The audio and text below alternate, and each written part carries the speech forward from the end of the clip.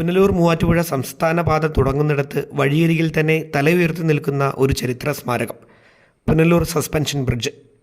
1877 നിർമ്മാണം പൂർത്തിയാക്കിയ ഒരു അത്ഭുത നിർമ്മിതി.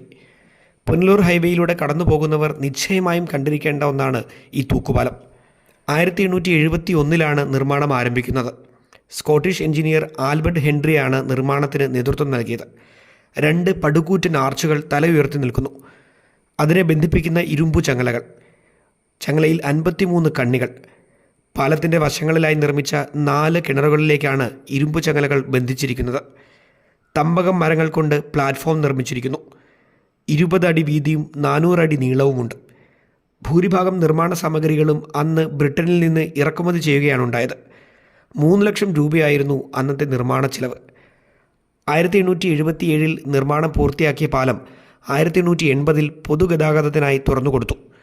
കുലുക്കമുള്ള തൂക്കുപാലത്തിൽ കയറാൻ ഭയന്ന നാട്ടുകാരുടെ വിശ്വാസത്തിന് എഞ്ചിനീയറായിരുന്ന ആൽബർട്ട് ഹെൻറി 10 ആനകളെ പാലത്തിൽ കയറ്റി താഴെ ഒരു വള്ളത്തിൽ പാലത്തിനു കീഴെ നിലയുറപ്പിച്ചുവെന്നും കഥകൾ.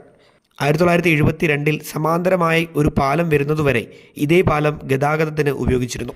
കേരള പുരാവസ്തു വകുപ്പിൻ്റെ സംരക്ഷിത സ്മാരകം കൂടിയാണ് പുനലൂർ തൂക്കുപാലം.